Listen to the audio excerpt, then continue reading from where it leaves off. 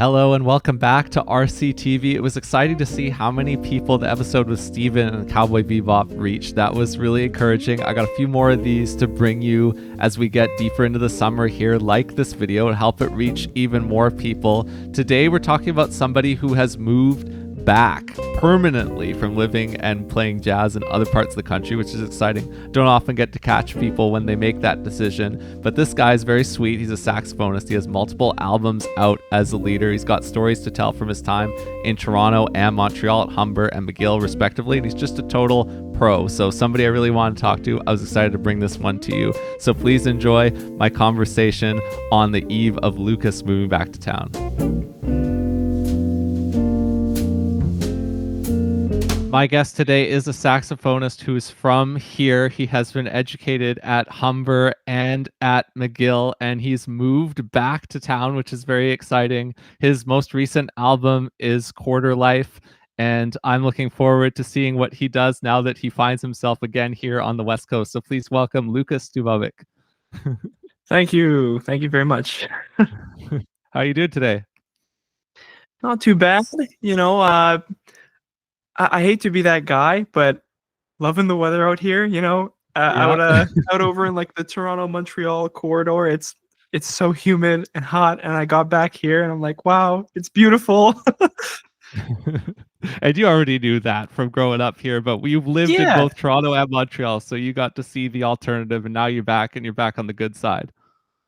Well, yeah, I don't want to cause sides to happen, but yeah, the good side. I agree. I'm saying it, not you.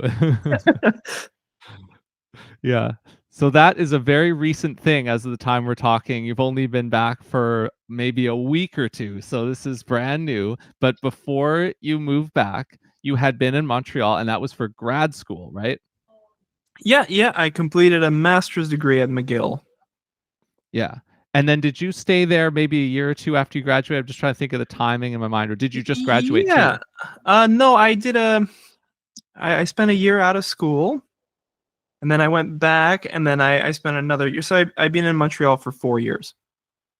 Yeah, because I saw you graduated Humber 2021 when I was looking at the timings of your records, because you have 2 albums as a leader yourself. You've played on a lot of other people's albums that we might talk about, but Bridges to Nowhere is your first album, and then Quarterlife's your second album. Yes, that's right. Yeah, Bridges to Nowhere, around the time you graduated from Humber, that's when you dropped that, or maybe recorded as well, 2021, right? Yes, that's right. Yeah. Okay, so then you head over to Montreal after that, and then you do your grad school there, and then not too long after that, you're making your way back here. So I got to ask, what drove the decision for you to move back? How long have you known this, or what was the process like for you to arrive back here?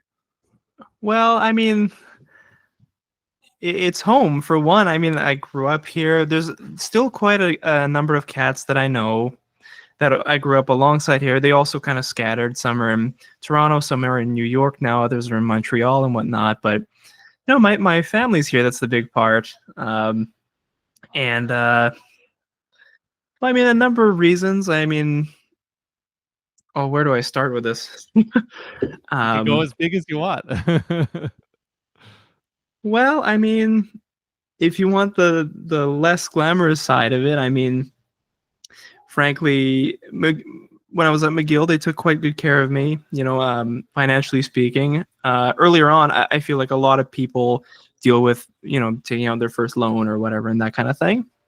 So, you know, a part of me came back because, you know, I got to deal with some of my, you know, the loan stuff that I've dealt with, but also within my family, there's a baby arriving. My sister's having a child, so going to be an uncle, and who better to be an uncle than some, you know, raggedy cat that plays the horn. So that's the life.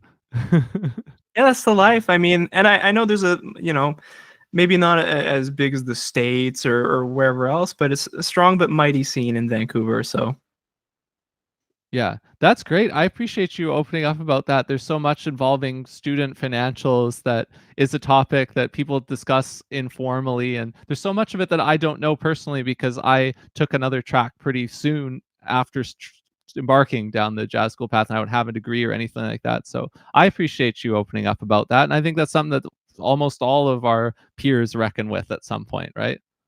Sure. I mean, and even speaking to some of my close friends who went to the States, I mean, I'm not even close to Oh, what's happening over there.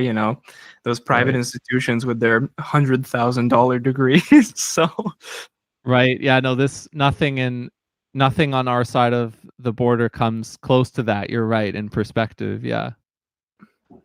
Do you feel like you went there? I'm thinking of Humber now specifically. Do you feel like you went there with people? Like there were other Metro Vancouver young cats that you went out there with and landed there with? Do you have a couple of people like that? yeah, absolutely. I mean, the name that comes up to mind, I remember growing up alongside David Hodgson, um, big tenor guy. I think he's off in New York now. Sweet guy. He also landed in Toronto. On the other side, what we once thought as kids is like the budding universities, University of Toronto and Humber. He comes to mind. Um, Shoot, there's got to be more. Um, That's the one I was thinking of, to be fair. okay, good, good. I mean, yeah, that he comes to mind, and we both did that. And it's nice to see a familiar face. And the more I think about it, the world is so small because I get to Toronto and everyone in Toronto knows everyone over here. And I get to Montreal and then, Steve Caldestad and Jody were there for a long time. They were the cats there. So, but yeah, David comes to mind for sure. Yeah, I saw him recently at the Jazz Fest. He spent a little bit of time playing around here. He even sat in with Anthony D'Alessandro and Ernesto Cervini and Benny Benac. He got up there and made that group a quintet, and they played one of Anthony's original tunes, and it was killer. This was at Frankie's Jazz Club. It's one of my straight ahead Jazz Fest highlight moments of the whole festival for sure. So always happy to hear him. Yeah, that's sweet. I mean, I know Anthony too. I've done some playing with him out east, and yeah, that must have been a great experience. I know he went across Canada, I think, with that band, Anthony, and yeah, a highlight anywhere. Yeah, yeah, of course you would know him too. Drawing lines here, something that you and he have in common is that you've both played on Caity Gyorgy records. You're on two, I'm pretty sure. The first two Juno winning ones. You're on Now Pronouncing and Featuring. You are one of the horn players on both those records. Yeah, yeah. I mean, on featuring one of the features, and then Yeah. and then part of the ensemble for the latter. Yeah. Did that find you like when you just arrived in Montreal, or were you not living even in Montreal when those sessions happened, timing wise? Oh my gosh. I mean, I'm not gonna give away Katie's whole thing, but she is one of the most organized people I've ever worked with. Every time you think, oh, an album just dropped, maybe like, I wonder what she's up to next. She's already got two in the chamber, so she was well ahead. I mean, the first one was still when I believe I was at Humber. I was still attending Humber, and then the second one I think was when I just moved and I commuted back. So I believe. Okay, I understand what you're saying. Yeah, I mean, I most recently interviewed her in March, and it was right around the time that the second duo album with Mark Lamacher came out. But we talked a lot about her orchestral record that's coming out now. It's in a few weeks, so Mm. I understand. Yeah, I mean, since then, so many more. So I mean, and the big thing about releasing records, especially in that volume, is like not only are they in numbers, they're all consistently at such a high standard. So high praise to Caity. Absolutely, yeah, I concur. So this is more recently, like jumping into the last couple weeks, Jazz Fest season. I saw on your website that you just played a Jazz Fest gig at the Ottawa Festival with the Carn Davidson 9. That's an awesome band. Yes. Oh my God, they're fantastic. I mean, once again, another connection. A lot of those folks taught at Humber, and sometimes I really wonder about these things. Like, sure, I have like everyone has a reputation, whether it's online or somebody sees videos and stuff. But he was also my teacher, and Will Carn, and I ran into him at a cafe, I think last summer, and I sometimes wonder, it's like, is that why maybe I got the call, or it's nice to run into people and get that. But I've always looked up to that group. They released some fantastic records, and yeah, it was a joy to play with them. Yeah, William Carn has a really cool new record out himself as a leader. Are you familiar with this? Yeah, the Unburdening, I believe. Yeah, Yeah. It's like I his haven't checked it electronic out and yet, like but vocal project. Yeah, it's his second album with that. Yeah, it's pretty cool. sweet. Yeah. While we're talking about collaborations, let's just hit one more because the last time I spoke to you here at Rhythm Changes was with Jacob Wutzke, and that's because you and Jake had your duo album that had the interesting kind of engineering concept to take it in stride. And since then, you have also gone on to play with Jake on his album as a leader for Cellar, You Better Bet, where it's his music and the music of Tony Williams. And so you're a longtime collaborator with him now. I think at the time you were talking about how you were going to like do a duo tour, like a sax and drums tour. So you did that with him too, right? You've been a lot of places Oh with him. yeah, yeah. No, we've done a lot together. We've been through a lot. Yeah, Oof. what can you share about, let's say, You Better Bet, because we talked about the session a year or two ago for Taking in Stride, but like how was You Better Bet? What was that experience like for you? I mean, working with Jake is always easy, comes naturally. I mean, and he's easy to work with in the sense that if something needs to change, he won't tiptoe around it. He'll be like, well, this is kind of how I hear it in my head. This is how I want it. Can we try it this way? So Jake's always been an easy collaborator and a good friend. Now introducing me to, oh my God, what a band! Bryn Roberts on piano, the Ira Coleman on bass, and Rochelle Terrien on the trumpet. I mean, all amazing band leaders in their own right, kind of coming together to make this sound happen. Uh, and of course, having Ira's input was phenomenal. I mean, he knew the guy, which helps. um, yeah, I mean, across the board, easy to work with. We didn't do many takes; things came pretty easily, and the studio was fun. I remember there was a pool in there, like that was their makeshift humidifier, and that stuck into my head for some reason. There was a pool? Yeah, they had a kiddie pool prior to them setting up their actual humidification system, and apparently it helped. That's what they told. I don't know. Maybe they were just messing with me. What studio is this? This is Studio Mixart in Montreal. Oh, that's a great one. Yeah, no, that's something you got to remember for a hot day in Vancouver. It can get hot enough here that you might be interested in doing that. I love it. Sure. Okay, yeah. Are there any other groups that are on your mind? I know other gigs you've done, like I think you've done some Shuffle Demon gigging as well. But like, are there any other groups and collaborations Toronto years or Montreal years that stand out to you as like having been important over like your post-secondary years here? I guess you could say. Is there anything else you want to shout out? I mean, big emphasis on the Master Wutzke connection. I mean, we done the duo record. I played on 2 of his. I mean, back in the day, he played on my graded recital back at Humber, that kind of thing. And he's great. Like, as you mentioned, the Shuffle Demons was a blast. They have that huge hit Spadina bus that is a serious earworm. And they took me on the road recently, within the past 2 years, to Europe for some festivals. And they just have so much energy, not only great performers, but great entertainers, really keep a crowd alive. So them, and they connected me to other great musicians, and not as far as Vancouver, but I don't know. So many people come to mind. It's such a big overlap. What did you think of the touring through Europe lifestyle or vibe? What would that feel like for you? I mean, interesting. It's exactly what respectfully, what the old head said. A lot of schlepping and not a lot of sleep. There's, you're hopping on plane to plane. I remember, I think in the 3 or 4 days we were on the road, there were like 10, not 10 flights, I'm exaggerating, but I slept not very much, and we played all over the place. And then we arrived home and it was less than a week, and it just felt like, a month.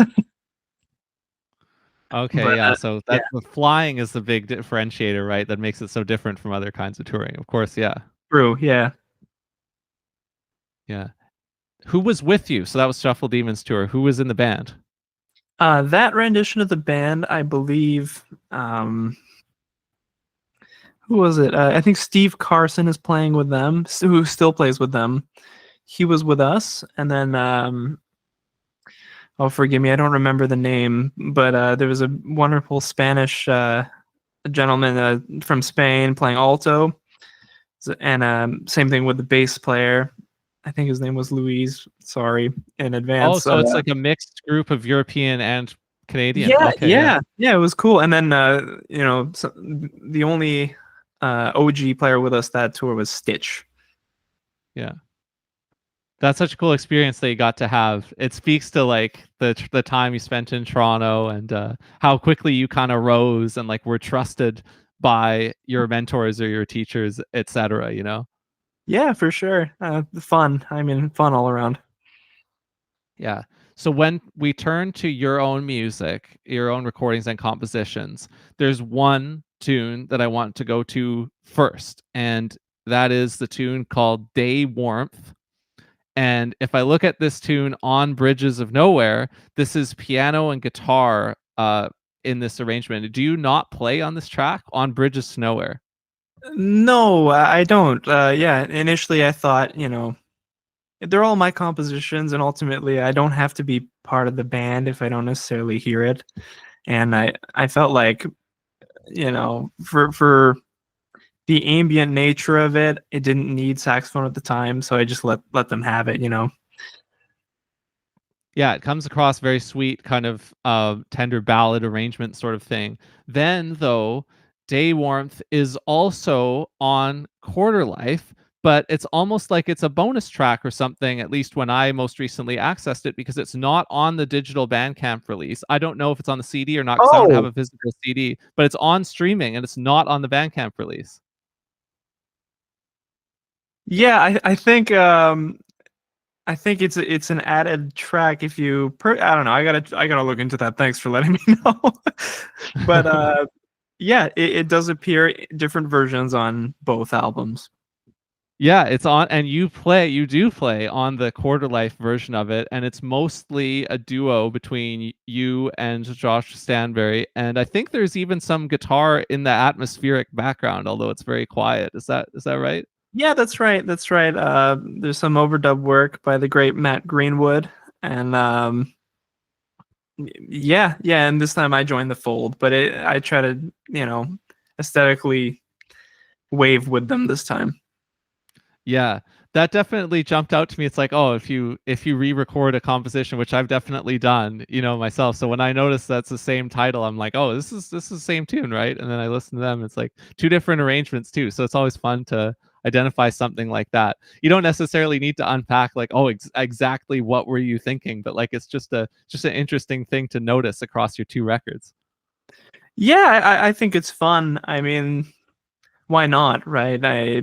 Sure it shares the same name, it's the same composition, but in the most uh, jazz way possible. No two recordings are alike, so why not? Yeah. Yeah, that was fun. And then I think about Bridges to Nowhere, right? And it's a two guitar band. And then you do have Joshua Stanberry joining on piano for some tracks. And then he becomes like the predominant collaborator for you on Quarterlife, where I think it says he did all the post production, like all the mixing and mastering, and his piano is all over the record and is a huge part of it, among other things that we can talk about. But I think that maybe speaks to like the evolution of your musical partnership with him. So can you talk about that in general, your musical partnership with Josh? Yeah, absolutely. I mean, he was the first person I met in Toronto. When I moved to Toronto from Vancouver, I was still 17 because I have a birthday in September. I moved in August.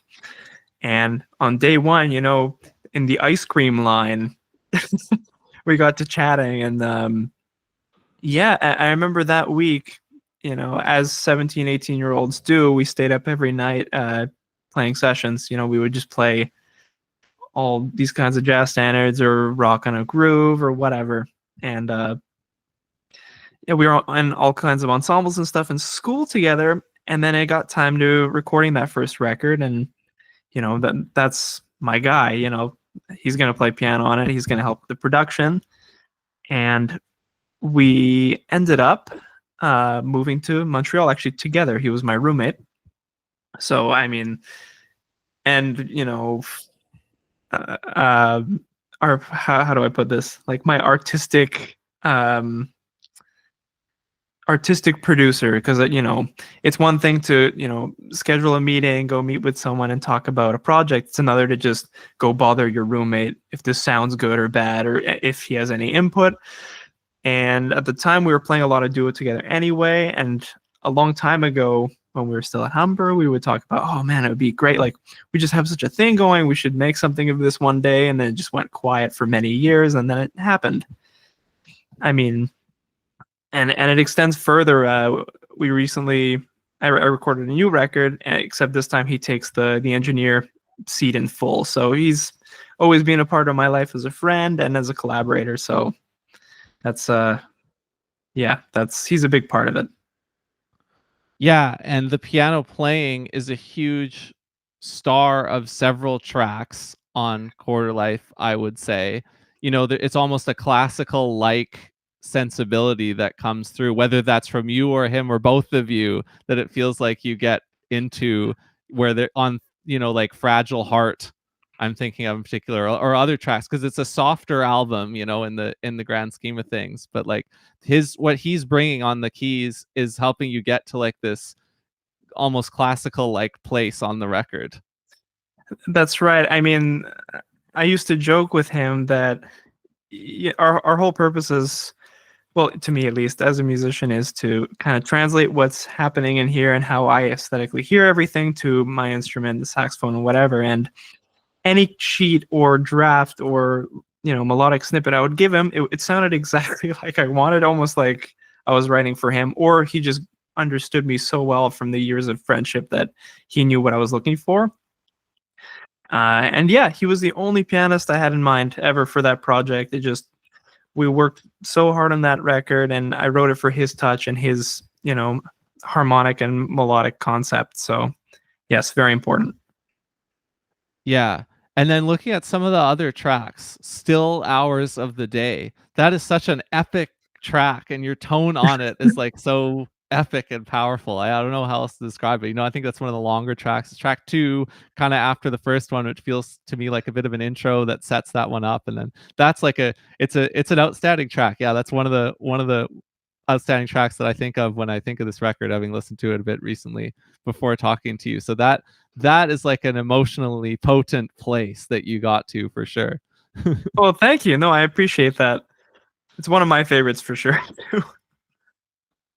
Do you feel like there's a conscious, like you got from one place to another between the two records? Because when I think about Bridges to Nowhere, which I didn't listen to actually until very recently when I revisited Quarterlife for this, I heard all the rock stuff that's kind of like there's almost like a rock or an emo element of Bridges to Nowhere, like Strange Little Kid, especially. It's the way the guitars are, and there's two guitars, and the electric bass and the drums, and there's none of that on Quarterlife at all. So what does that tell about your story, if anything? Like, is this just, I found myself in two different places, or did you like consciously try to move away from somewhere you were previously, or what do you think about that? That's an interesting question. I mean, and I have thought about this, because I'm like, man, like, what kind of identity will I have if I keep releasing records that don't sound at all like the other ones? Like, will I be able to build any kind of following or fan base or whatever? And I talked to a few people about it, and ultimately I came to the decision that it's all part of me. The through line is that I wrote it. It's something that I really enjoyed and appreciated, and I think you can hear the DNA from project to project. One is clearly the rock emo thing, and one is this chamber kind of ensemble thing. But it's, in my mind, it's penned by my hand. They have similar themes, and yeah, I mean, even towards the projects following, they're so different, and I've come to be okay with that, just because it's just the things that I like. So it doesn't have to be put in a box. Oh yeah, I mean, to be totally clear, I'm very okay with it too. Like to me, it's awesome. Like I'm like, let's go. Like there's such range, it's so fun to hear different sounds. It's definitely not coming from a place like, what are you doing here? No, I mean, it makes sense to me why you'd want to do multiple things. But when I think about that rock thing, I also wonder like, what do you recall about how you got there? Like, was that a reaction to like being in jazz school, or was it like a reflection of what you listened to when you were younger? Like, how'd you get there? Oh, definitely a reflection of what I was checking out. And, I feel like at the end of my bachelor's degree, I had so much energy and hope and like, man, let's just rock out. I remember, I kid you not, the reference for my engineer for the title track even was, do you know that band Bring Me the Horizon? Yes. Like there's that tune called Can You Feel My Heart? And I was like, this is what the drop has to feel like. Like this is everything. Yeah.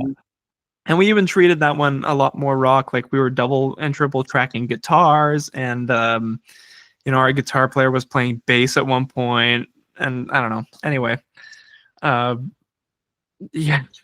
And on a more somber note, like coming out of COVID, I remember I dropped the horn. I stopped playing for a good month, 2 or 3. I don't even remember now because nothing was happening.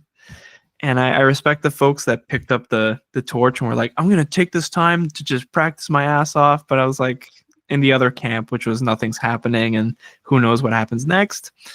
And coming out of that too is just, it's a funny age we're in with growing pains. And so yeah, I'm just going to create something that I think is beautiful with my best friend and tackle some themes that, are on the other side of the rock thing. So Yeah, you're talking now about like the Quarterlife more classical stuff, or are you talking about yes, the yes, sorry. yeah. Yeah, no, that's good. That makes total sense because that's where I was going next, right? It was just like, okay, now how'd you get here? But yeah, that makes sense. The evolutionary kind of timeline of how you were feeling.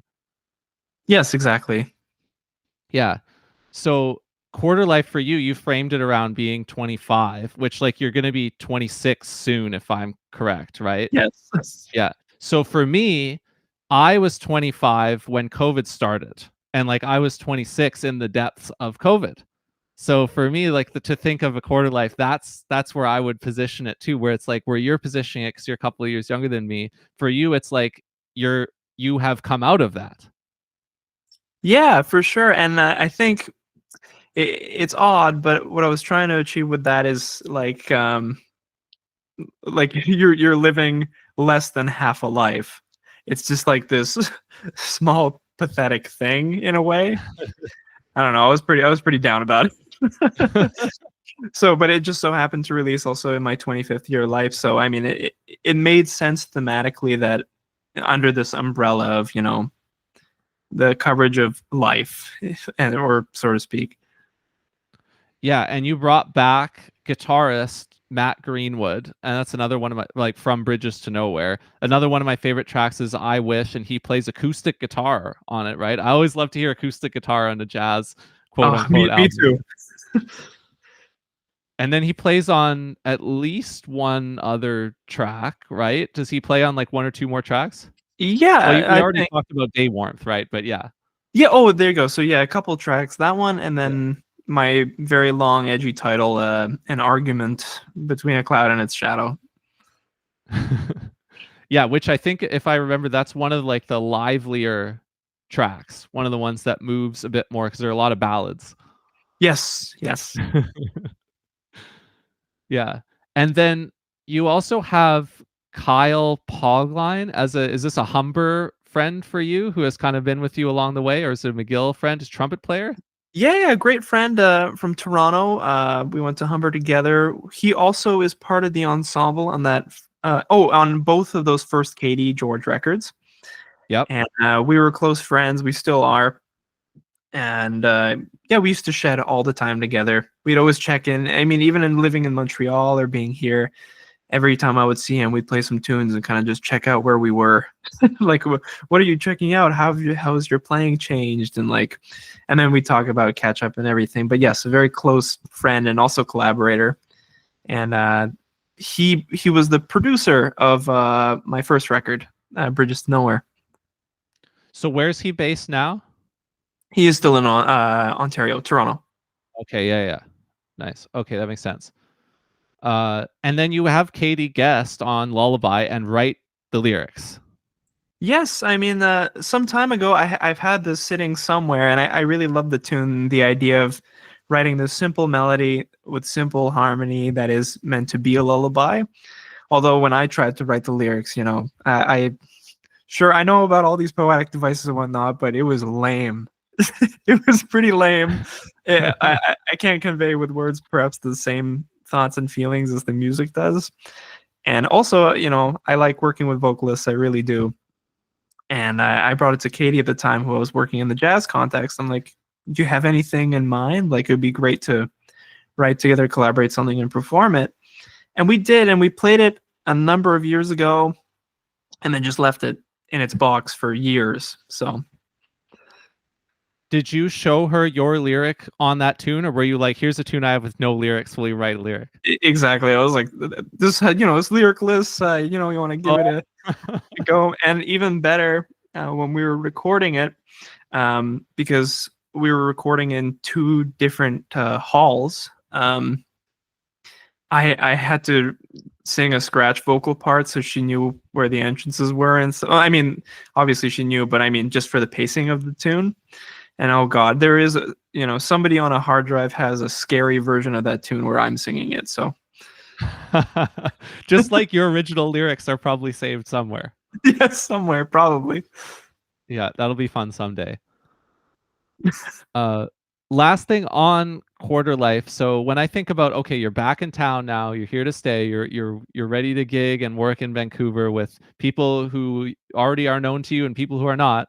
One of the people I think of who is already known to you from his time in Montreal, and he lives, or at least he's from, if he doesn't still live here, in my current home city of Coquitlam, Ben Sigerson, who wrote and arranged all the string parts, because there's string quartet or string parts on Quarterlife. Yeah, that's right. Ben and I also have a very long-standing relationship, and as it happens, we've been working together on, I forget if it's his record or his father's record. We co-wrote a piece that's a real heart dagger. It's not anyway, I'll remember it, but the co-writing thing started there, and then I saw that he was getting into the arranging for choir and strings, and like and he studied, I think, formally classical composition at McGill when he was there. So we got to talking, and I told him I kind of have this outlandish idea. I want to do a string quintet recorded in a hall that's like a little different than what I'd usually do, and he would happily, got on the idea. A string quintet. So what's the additional voice? So the quartet, 2 violins, viola, and cello, and then we have a contrabassist as well. Ah, okay. Okay. Yeah. So when you're conceiving of like, okay, the string parts for this album, you got bass in there as well. Yeah, you need the low thump. You always need That's the low thump. Cool. Yeah. Yeah, and it fits the kind of classical like vibe of the album too, for sure. For sure. It reinforces that. Okay, that makes me very curious about where you're going next. I don't know where you are in that process either, but I think you've alluded to it at some point in your posts and whatnot. Like, what can you share right now about like what your next record might be like, or what you're aiming for with there? Perhaps you've already recorded it. I'm curious to find out a little bit more. Yeah, sure. I mean, we're in the mastering stage now, which is fun. It's almost done. And to allude to our kind of previous talk about different, genre jumping and whatnot, this is once again different from the other two. So, yeah, this is a classic quartet, but with guitar. So saxophone, guitar, drums, bass, and in a more traditional jazz style. We're talking like I think 80% of my compositions, and there's 2 standards even on it. So this is recorded in Montreal? Yes, this is in Montreal with my Montreal band, which includes, Jacob Wutzke, this fantastic guitarist named Nick Semenikin, and Levi Dover on bass. Nice. Okay, so when I hear that, the saxophone and guitar quartet, when I listened to Take It in Stride, I was like, oh wow, this guy knows his Sonny Rollins. Like, and it doesn't come through on either of your records as a leader, but on Take It in Stride, it's like you're playing like that Sonny Rollins cordless thing. So I wonder if this is going to have like the bridge influence, or if it's going to be more modern than that or something. Yeah, that'll be interesting. Well, first of all, thank you. Huge hero, Sonny Rollins, obviously. And yeah, I mean, I leave that up to you, when it comes out. It's in that funny place in the production where I've heard it 1,000 times, so I'm just sick of it. So it'll be nice once other ears will hear it. Do you like to enforce like a gap of time between the recording date and when you start mixing? Yes, I try to. I mean, the first 2 records, I told myself at least 2 weeks, and I failed miserably. And for better or for worse, because Joshua was doing the record. He was our recordist that day, and our mix engineer. He had a backlog, so I had no choice. I couldn't hear anything until he got to it. So I actually did get a good gap this time. Okay, so Josh is engineering this one just like Quarterlife. Yes, and I guess the only difference is he's not playing on this one, but he's still part of the team. Okay, so that'll be something to watch for when you enter this cycle. It'll be happening while you're here, so it'll be interesting, like where you release shows and stuff like that when that's going to be. But it's like you're bringing an album out of Montreal to your move back here, and then you're going to be putting it out while you're here. That's fun. Yeah, it'll be a great time, I think. Okay, last thing that was on my mind is, what has photography taught you about making art and being creative? Oh, wow. Okay, interesting. Well, I don't know. A number of things, I suppose. I don't know. How do you, it's that, I don't want to risk sounding too edgy, but, how do you capture a feeling in a bottle? You get one shot at this thing and you frame it exactly how you personally see it, how your eyes see it. And you're now sharing this thing that you see from your angle with your own perspective to others. So I think there's a line through that from photography to music. I think images can convey certain emotions and capture a specific feeling as well. I mean, there's so much to do with color and space or density and that kind of thing. So the fine art aspects of it, I feel like, have a line through music as well. Yeah, that makes sense. So just a snapshot of today, right now. No pressure to produce an exhaustive list, but you're back here. It's very fresh. Where are you excited to go? Who are you excited to hear, check out, play with, hang with? We're in the thick of summer here. When we look at it just right now, what's on your mind of like, oh, this is what I'm stoked to do now that I'm back?